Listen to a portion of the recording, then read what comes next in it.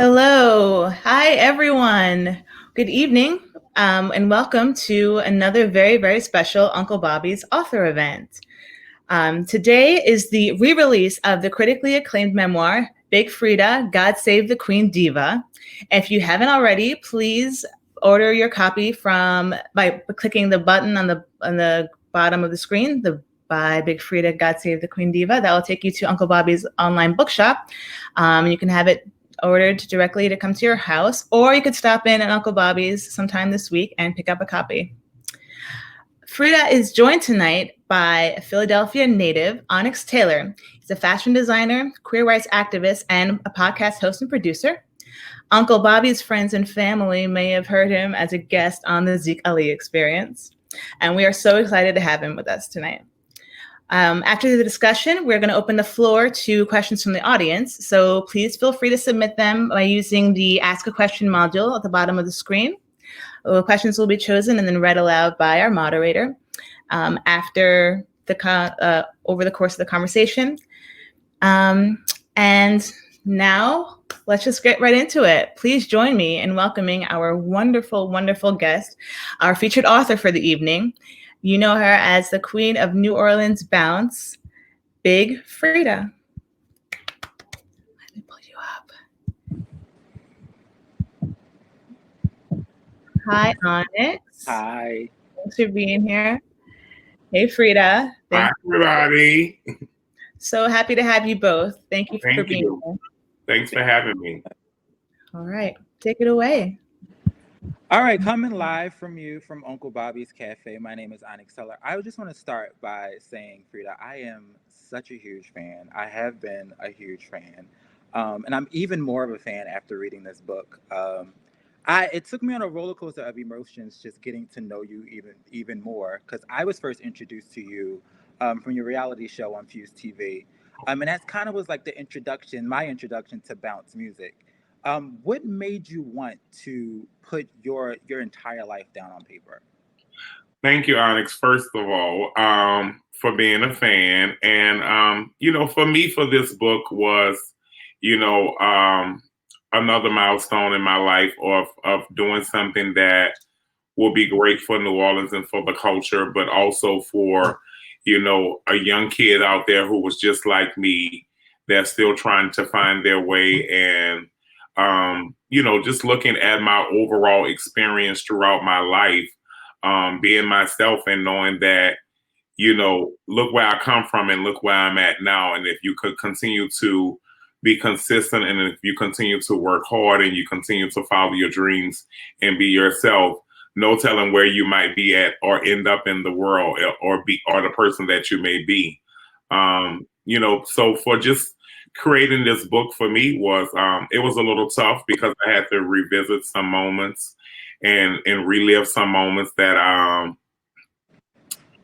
tried to forget about, or I had tried to overcome, or just even not think about them, but it was fun. It also was a little intense because I had to do it in 3 months' time. So when me and my writer got to work, and we had to work, and it was like nonstop, and going right around and visit these different places that I had grew up in, that I went to high school, and that I went to church, and where I was shot, and where Katrina happened, and the house I stayed in when the storm hit. It was just it was a lot.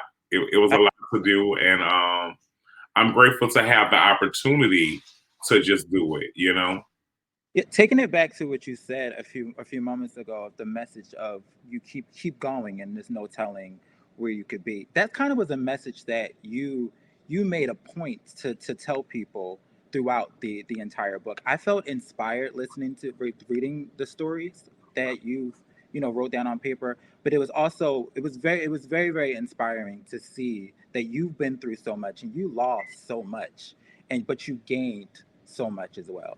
Yeah, it's, you have your pros and your cons, and it's just like, you face some stuff, you lose some stuff, you gain some stuff, but you have to learn how to try to keep balance throughout it all. And for me, that's prayer, and and just a great support team, and the people that are around you, and the people that the energy that you keep around you, and that's very important. And I have a very supportive family. I have a very supportive team.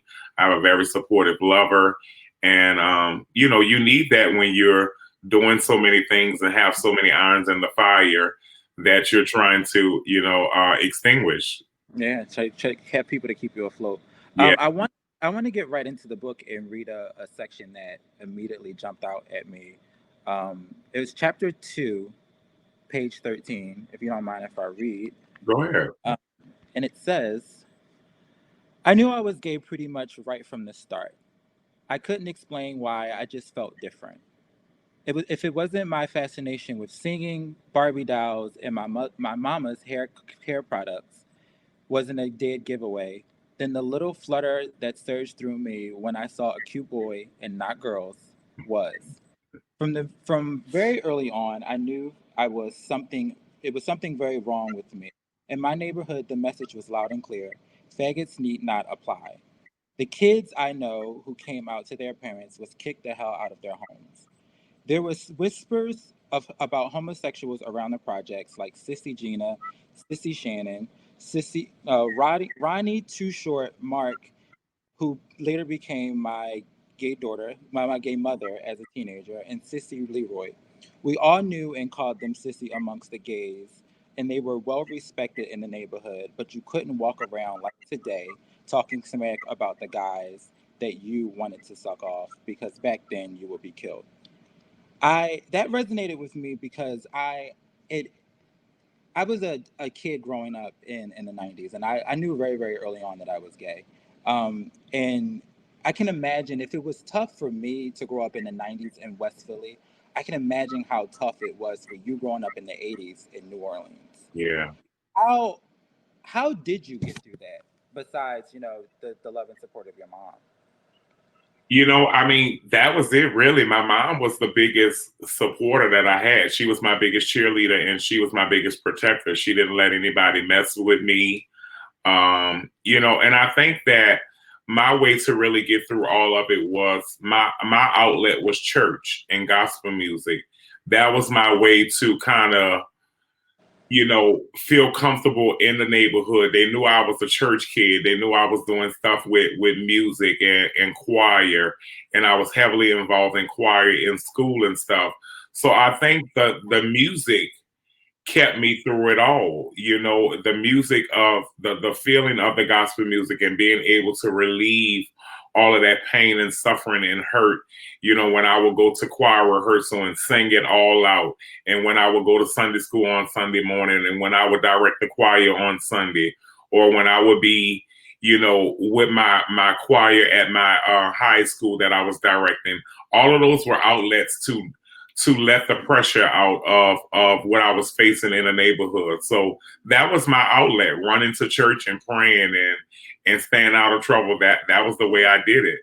Keeping God near. I mean, that's literally what got me through the process Yeah. of being able to tell my truth and live in my full existence. What were some of the major lessons you learned during that time of growing up in New Orleans? Well, I mean, one of the major lessons was definitely that, you got to stand firm in who you are. You're gonna have to fight sometime for your rights and who to be who you want to be. There was a lot of lessons that I really learned. Learning not to talk about certain situations, learning how to be, use proper manners, in certain situations, and just being all around, just watching your surroundings, that I was taught so many different things from so many different angles. Being around all the people that I grew up around, the girls in the neighborhood, the queens in the neighborhoods, the boys in the neighborhoods. It was certain things that you just didn't cross over and mess with. And so you kind of learned all that growing up as a kid, as you saw, your family members, your parents doing it, the people in the neighborhood. You kind of learned your way as you went along about your everyday life. I love that in the next chapter you introduced us to your Uncle Percy. Yeah.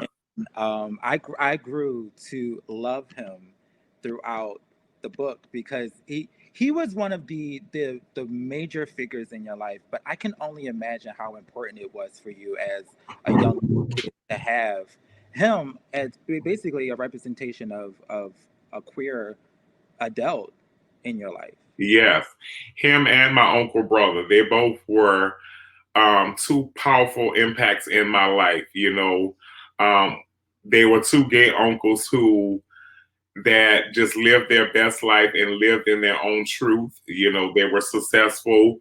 They had a big, beautiful home.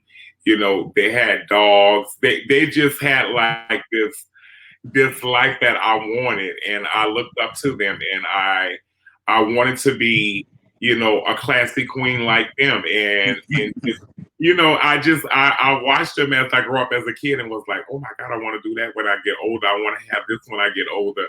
So they were a role model for me, and really didn't even know it as a kid until I started getting older and started talking with them more, and really just involving them more in my life. And when I did, it was the best thing I could have done. Like, Uncle Percy was a secret weapon to like a lot of situations and a lot of problems. And like, the man was so talented with his his hands and his seamstress, and just so many things he knew how to do, and he knew how to figure it out if he didn't. So I was just grateful to have him a part of my life as a kid, and now as an adult as well. And when I lost him, it was like I lost a piece of me, because that was an older representation of me, and what and I'm a product of him and my other uncles. So just to see him leave me, it was very painful. I've always said that one of the most important things in a Black child's life is to have representation, but it's even more important for Black queer kids to have representation of other successful Black queer individuals. And I think I don't think I know you are that for a lot of people. So before we even move forward with anything else, I just want to thank you for being that for not only me but younger kids who need that representation, because you were one of the first Black queer people I watched on a reality television show. And this was like peak Drag Race, and like there were drag queens, but we didn't have anyone that was like, showed us in our everyday. And I just thank you for being that for me and young kids around the world. Oh, no problem. I appreciate it. It's in another part of the book, chapter 5. I think is one of the most important parts. You came out to your mom. Yes. How old were you? I was 12. It was your birthday, wasn't it? Yeah, it was my birthday party. And I sat her on my lap, and I was like, girl, look, I got something to tell you. And when I told her, she already had knew. Your mom know when from. Yeah, your mom knows before anybody knows. You're a young kid, running around the house playing with baby dolls, not doing nothing boyish. Really, I'm playing jacks and numbers and playing cards. I didn't want to do anything really too masculine. And so mom knew way before I told her. And when I did, she said, Mama already knew, and Mama accept you for who you are. And I'm going to love you and be there for you no matter what. So once Mom accepted me, that was it. I didn't need any acceptance from anyone else in the world. That's usually how it goes, though. Like, yeah. I never have a coming out story, so I always enjoy reading or hearing coming out stories, because I never told my mom or my dad. Like, literally, I went to boarding school. I came back one day and I queened out, and my mom was like, "Okay, well, this is who he is." So I enjoy reading, right, the story of you coming out to your mom. I'm sure that her acceptance pushed you further in your life. It did, because she always will say, you better be a man and go out there and show them who you are. And no matter what, she just wanted me to continue to be myself. She wanted me to stand out from every other queen. She was like, you're going to be your own type of queen. You're going to be the queen that I raised you to be. And like, it was just this feeling of support that was like unbelievable once. And, and me and her, we had even a few rocky moments where, Mom just couldn't understand it. And it was just like, Mom, look, you just got to let me live my life. And, once me and her built that bond even closer, it was the best feeling. No lie, it was just the best feeling. I bet. I know later on in that chapter, you mentioned how your mom came to your room after you came out to her and kind of like sobbed. Do you think it was just her being worried about her child going out into the world and being queer? Most definitely, most definitely, because the first thing she asked me was, "Did anybody hurt you? You know, did anybody touch you? Um, you know, I want to make sure this is something that you want and nobody's not forcing you to do it." And yeah, she definitely was worried about me. Like I said, she will be ready to pick up her bat, you know, whatever she had to go protect her baby, you That's know. right. I enjoyed reading. I thoroughly enjoyed reading the book of following your journey and how you pound the pavement to get to where you are. And in chapter, I believe, it's chapter 12, you introduced us to who we know now as the Big Frida. Um, what? How did that come about? Because I remember like I was reading it and you went by Big Freddie at first. Yeah. Where did the Frida come from? Well, one of my friends gave me the name Frida, and she was like, "Girl, we got to give you something a little bit more, you know, a little bit more feminine or whatever." Because, you know, I had so many names that people will call me in the neighborhood. You know, they'll say Big Freddie, Freaky Freddie. I mean, I just had all kind of little names.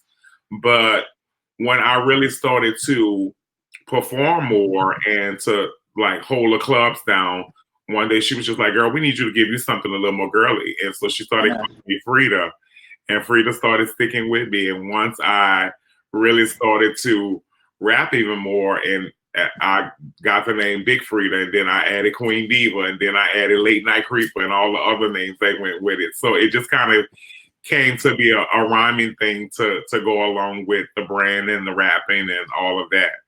I love that. I also was going to mention like how your mom coined the Queen Diva for you, and kind of like crowned you the Queen Diva. Yeah, so they had a group, and they were called the Divas, and everything that they did, all of their parties, their Christmas parties, whatever type of parties it was, I was their decorator. So I would set up all their events, run their little events, and you know, we always used to clown around my mom and her girlfriends. And I was like, one day I was like, "Y'all the divas, well, I'm the Queen Diva. Okay. I'm doing all y'all little work. I'm y'all little junior diva or whatever." And so my mom used to say, always say, "You stole our name." I said, "No, girl, I borrowed it." I was about to say, one of the hold on, where am I at? You introduced us to your best friend Katie Red, in chapter 9, I believe it was. I remember watching you guys' friendship play out on the show, and I've reading this. I kind of like I appreciated that watching y'all friendship play out on the show, and then reading about it and how early y'all met in life. Y'all kind of like grew up together in a sense and started this music thing together. Yeah. I enjoyed like learning that how prominent of a career she had prior to the show on Fuse. Yeah, I mean, you know, like Katie was the first, you know, transsexual to do bounce music in New Orleans. So she will always be a legend for that and for like breaking the door down for a lot of queens. And I came, you know, with my bounce music after that. I was already into gospel music and well known in the city for being a choir director and so all of that. So I came from another side of the music world. So people were already familiar with my voice and my sound, for making noise all in the hallway, hollering in people's ear, and you know, in auditoriums. I just was show out all throughout high school. And once I really started rapping and backgrounding Katie and helping her in the studio and stuff, you know, then one day I was just like, I'm gonna go and I'm gonna make a little song. And when I did, that was the whole start of a new thing for me and for my career. But yeah, we had Katie, you know, definitely was on a great journey in her beginning days because it was something new. She broke some barriers. People were not expecting for like this queen to come out with this music and take 4 records, put her out there and really just, you know, messed the game up when they put Katie out, because nobody was expecting this. This was a shocker to New Orleans. It was a shocker to all of Louisiana, because they was like, oh my God, they got a punk rapping. And so just kind of flipped the whole scene on his head. I love that. Huh? It kind of like flipped the whole scene on his head. It that's did. what we do as queer people. We shake shit up, and we do. We definitely shake shit up, and we shook up New Orleans big time. And then, you know, being Katie French, she needed supporters and people behind her.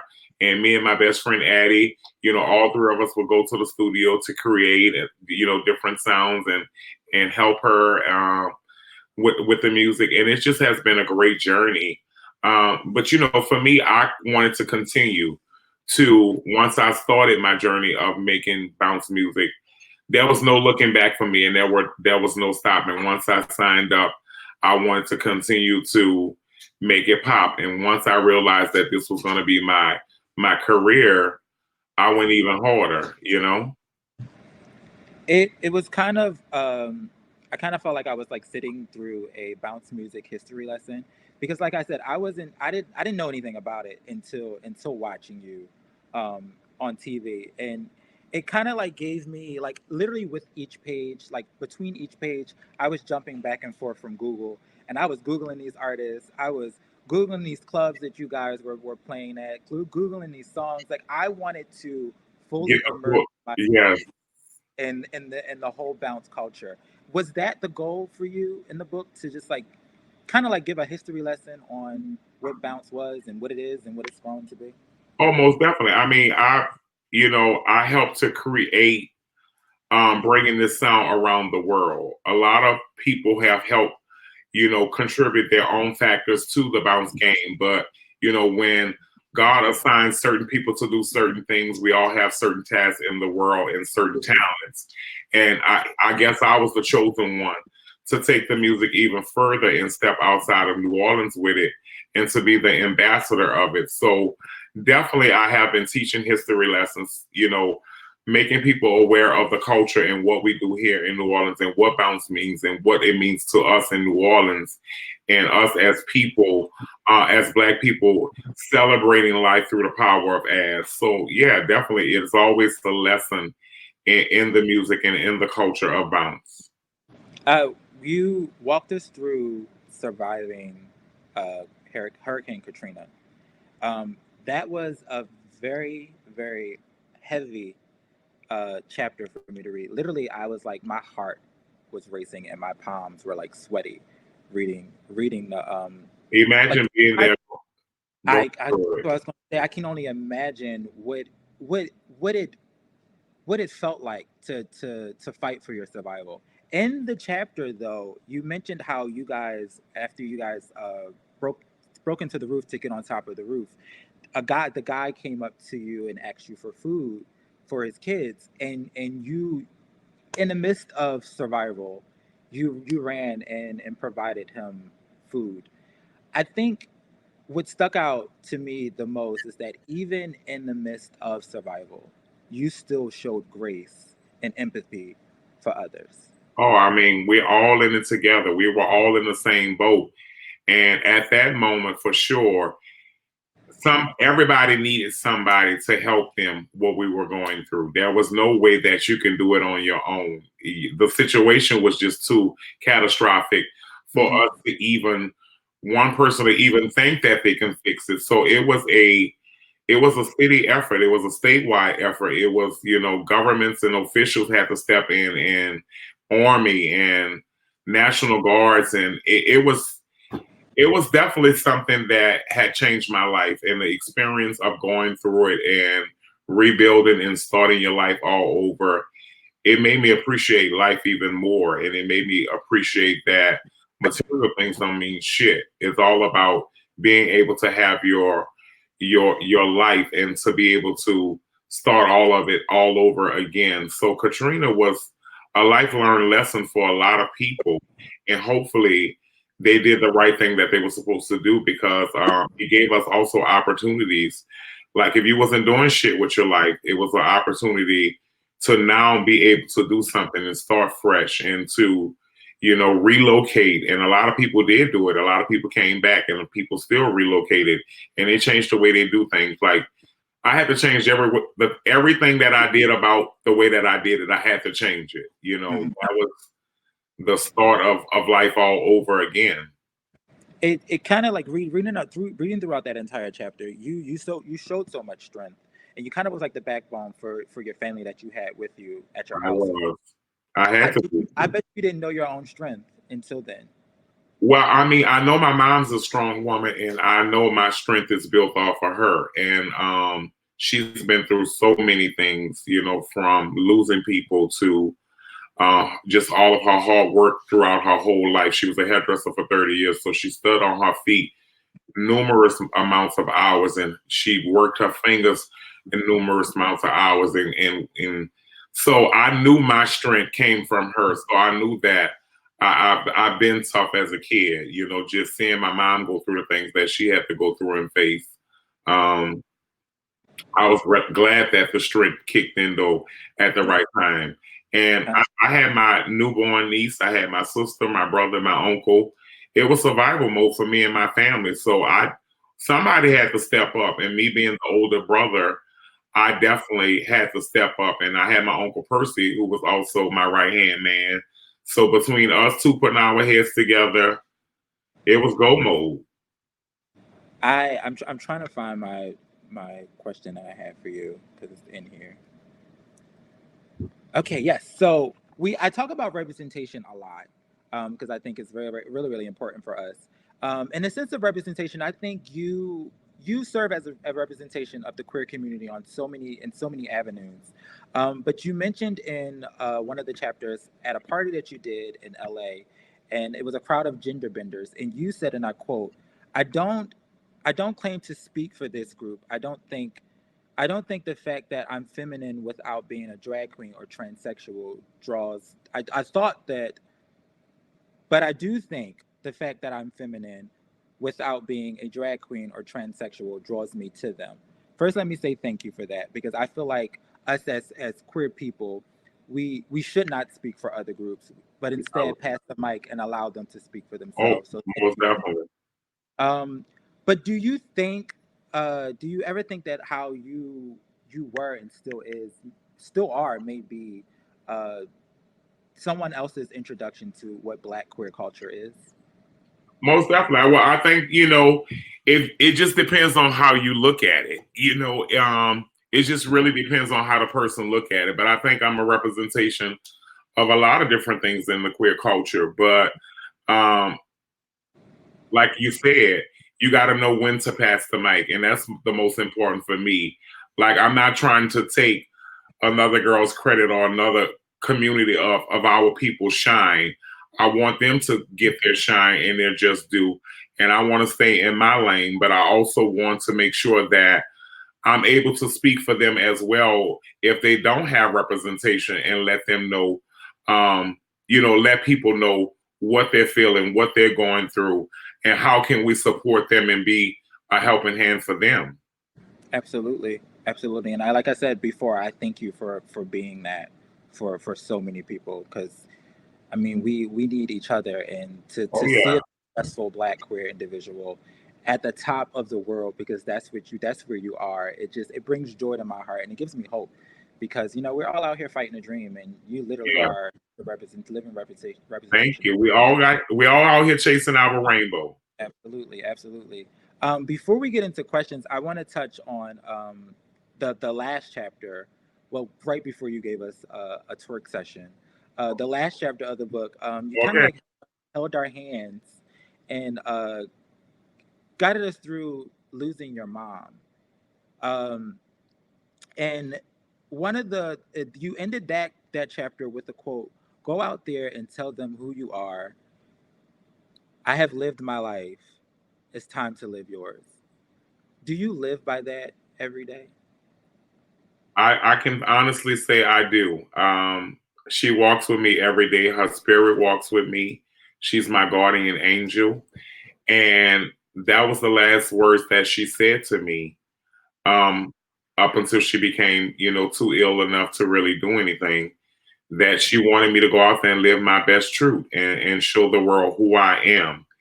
And she said she lived her life and she wanted me to live mine and know that she'll be walking with me the whole step of the way. And I can feel her presence with me all the time, no matter what I'm doing or where I'm at, I'm going to remind somebody of my mom. She knew so many people. She did so many people hair. So like, it's not a day go by where I'm not reminded of her. And when I walk in my front door, her picture's hanging right over where I put my keys at. So I'm reminded every day and I miss her so much. So, yeah. I love it. Continues to live in your heart. I love that. It was hard. It was tough for me to read that. I can only imagine how tough it was for you to revisit that particular moment in your life. Oh, yeah. I always say, because I'm big on journaling, and Yeah. I always say one of the toughest things is getting it out your head and on a piece of paper, and then reading it again. It's like, yeah, it's just like sometimes certain stuff I'll let somebody else read it to me because just the emotions of seeing it and reading it, it can be even hurtful, even more hurtful. Like this documentary I just came out, Freedia Got a Gun. My mom's in this one, and her speaking back in this documentary, and my brother being shot and killed, he's in this documentary. So it's like some of this stuff is so hard to even watch and even listen to, and so yeah, it's hard as well with the book. hey, you're a strong individual. That's all I have to say. You're really strong. Thank you. I want to get into these questions because I do see a few of them up here. Yes, the kids got questions. The girls want to talk to you, Freedia. Go ahead. All right, so I see one that I think I'm interested in. Did your upbringing in church present any challenges for you to develop your personal identity as an individual or celebrity? No, it actually helped me to develop who I am. Just being comfortable, being confident, being bold. Like even in church when you are singing and directing, all eyes are on you. So I had a spotlight way back then, and so it helped me to develop, get over stage frightened and to be more comfortable with who I am and to be comfortable with my voice and around people. They always had a little gossip in the church about the gay organist and the gay choir director or the gay drummer, or, all of the musicians are mostly gay, where I come from. And so there was always some talk about it. And I think it really helped me to develop who I am and to make me more stronger person Church shaped you. Church can either help you or hurt you. It depends on the kind of relationship you have with the church. Yeah, and then the support in the church. I have my godmother who was the head choir director and who was, my protector as well inside of the church. So I had a lot of the ladies who loved me and supported me and was there for me. So that's very important when you have support in church as well. Absolutely. It's another question here that I'm interested in hearing your answer to. It was awesome to see you with Katie Red at Chaos. Can you talk about that experience and whether you are still able to do shows now since the pandemic? I mean, every time me and Katie get together, it's like old times. And so, it brings back a great feeling. We be, it's like the twin duo on stage, and we just go to having fun. It brings back friendship and laughter and, us creating from the beginning. So anytime I hook up with Katie with a show, it's usually a fun time. And, unfortunately, I have not been traveling doing shows, but I have been doing a lot of virtual stuff, which is pretty cool. But, I'd rather get to the people and feel the sweat on the walls and ass shaking all over stage and in the club and people with tight little booty shorts on. Yeah, I want to get back to work.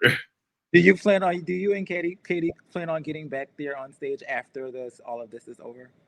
Never know.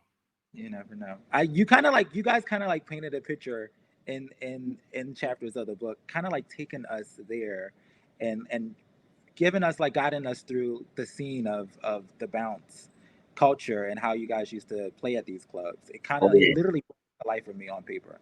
Yeah, we used to cut up a lot. It seemed like it. Let me see if there's any more questions.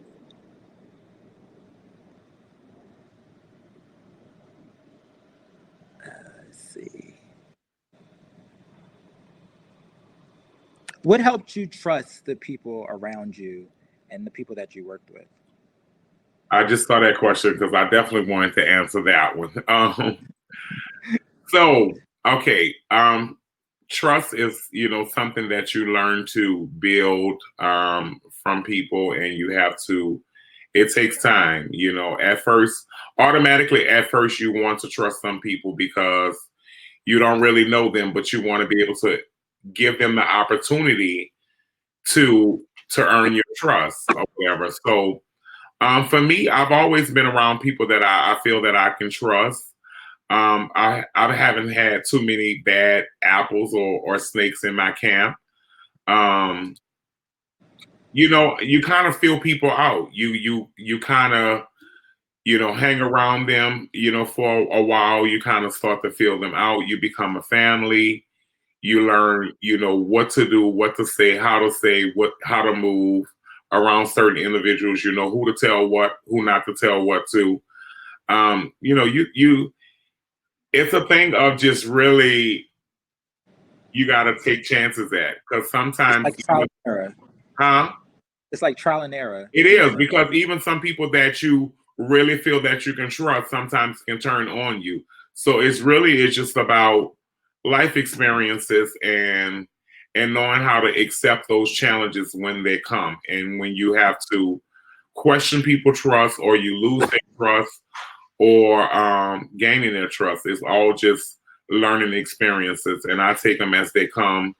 I don't let them change who I am, though, no matter what I experience with another person.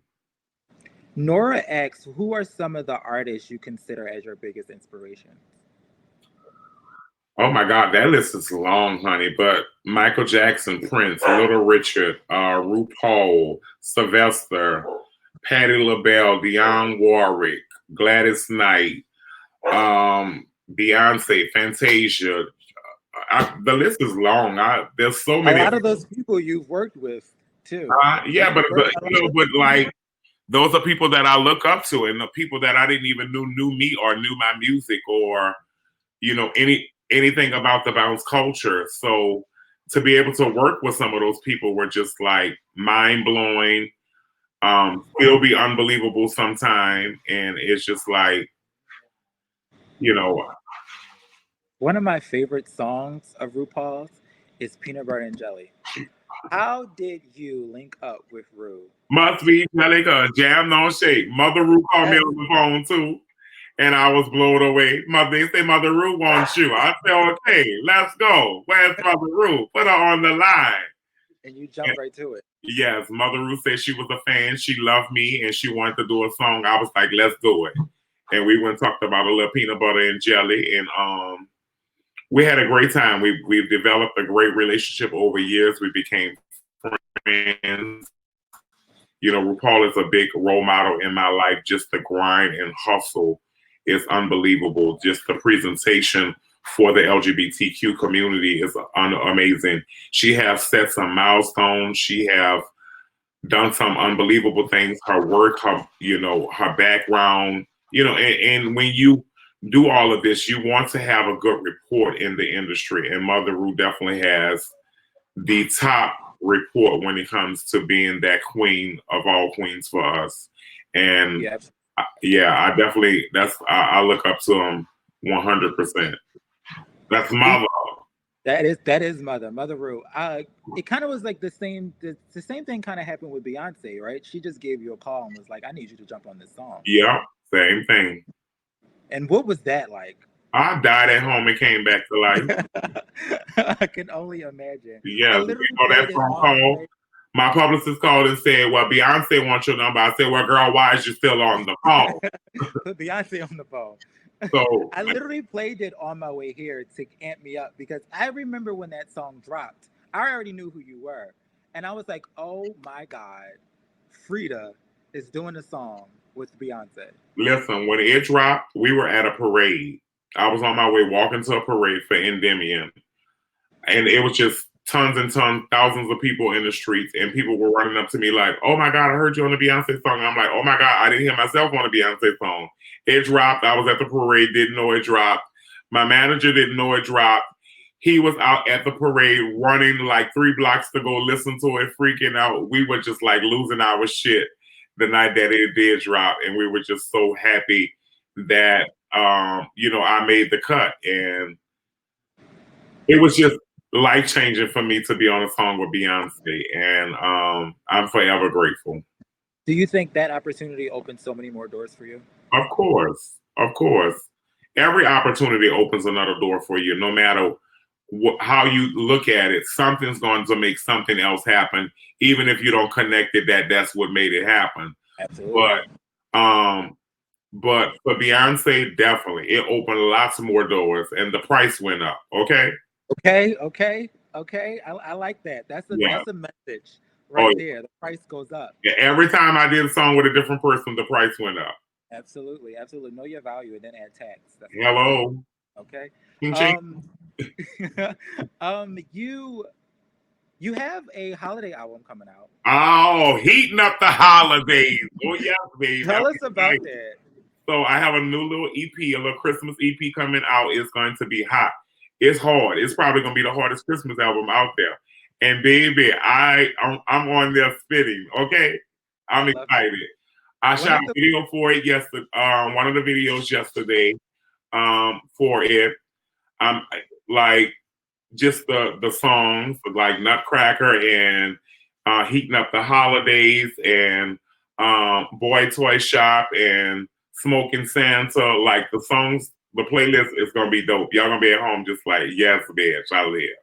I love it. You said it's a quote in the book, and you said because you were telling us about how you were literally splitting your time between church and the bounce scene, and you was like it was all hell the Jesus in the day and all hell the ass at night.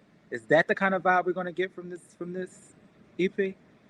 Well, this is a whole different vibe. I'm no lie. Listen, I'm a whole different Freedia on here, so you just gotta wait and see. I'm a new bitch on this EP. I'm sorry.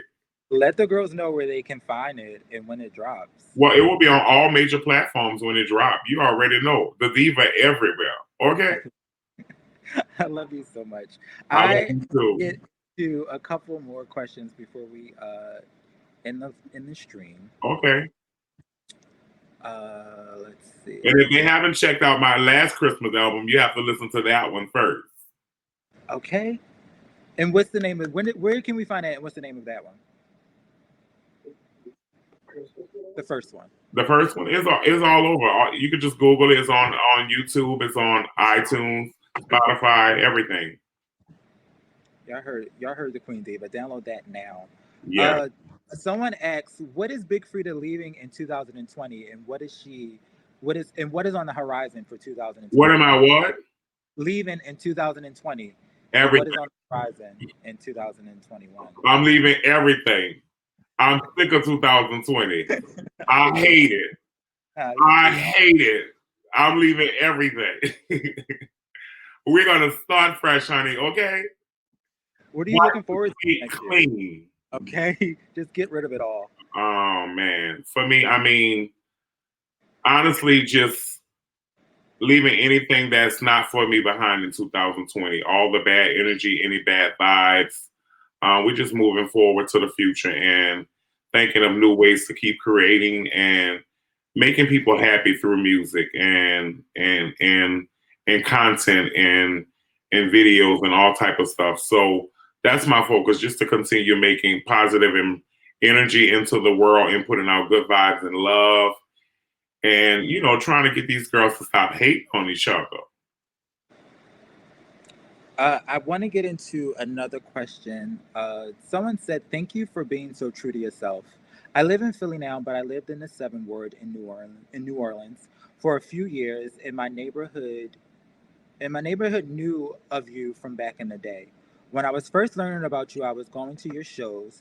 There were confusion about your preferred pronouns. How do you manage those situations with your community?" Oh, child, I don't care about the preferred pronouns. I'm just me. So if they say he or she, I answer to either one. And I tell people, like, you can't put me in a box, and you can't just say one thing and expect me to always just, you know, it be that one thing. You know, I was shooting a video yesterday, and my camera guy just kept saying he, and then she said see she, and then he would be like, "I'm sorry." I'm like, "Look, you're good. You don't have to worry about none of that. I'm just me, okay?" So I mean, I'm comfortable in my, you know, in my skin and know who I am.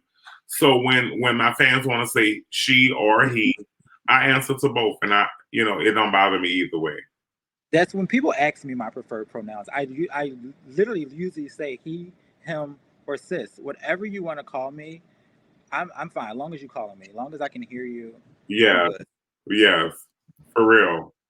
So you mentioned that you wanted to teach Little Miss Miley Cyrus how to twerk, and at the end of the book, you gave us a breakdown of twerking.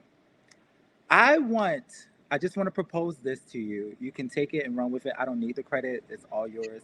I propose you start an OnlyFans and literally teach the girls how to twerk. That's it. Might be an idea. I don't know. Did Miley ever take you up on the offer of learning how to twerk? Well, we hung out or whatever. I think she took up the offer, but she wanted her dancers to take up all of the offers. She wanted my dancers to teach her dancers. So I had stopped that, and I had said, "I'll see you later." I love that. Freedia, I am truly grateful for even having the opportunity to sit down and talk to you. I think you are one of the most genuine, kind-hearted person who literally spreads nothing but love and fun. You are the essence of love and fun. And I thank you so much for writing this book and telling your story Yeah, and giving us the inspiration to keep going. Because like you said, this year has been shitty and it can get tough. yeah, So it can get I, tough. I thank you for the outlet to read your story and gain inspiration in this tough time. Thank you. Thank you so much. You have been amazing. And, you know, I always tell my fans to remember, you know, when you're going through so many things, I tell them to go to my solution, which is the 2 P's. Keep praying and keep pushing, and God will see you through. Thank you so much for stopping by and allowing me to talk to you. You can pick up Big Freedia's book, Big Freedia God Save the Queen Diva. It is Everywhere. right Yeah. now.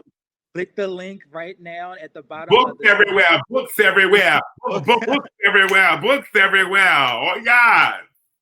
Freedia, stay in light and stay in love and stay inspirational. I love you so much. Thank you so much for Thank this. you. Love you too, Onyx. You enjoy the rest of your night. I'll see you when I come to Philly. Okay. Yes, ma'am. Yes, ma'am. Yeah. Yes. Thank you. Thank you. Talk soon. Thank both of you. I'm so happy that we got to do this tonight. Yes. I'm wishing all the success in the world for the rest of this year and next. Same to you guys. It's been so. Thanks everyone for coming out or sitting in. Thank you to all of the fans. Thank you, Uncle Bobbie. Okay. We love you, Freedia. Love y'all too. Bye-bye. Everyone be safe. You too. Bye.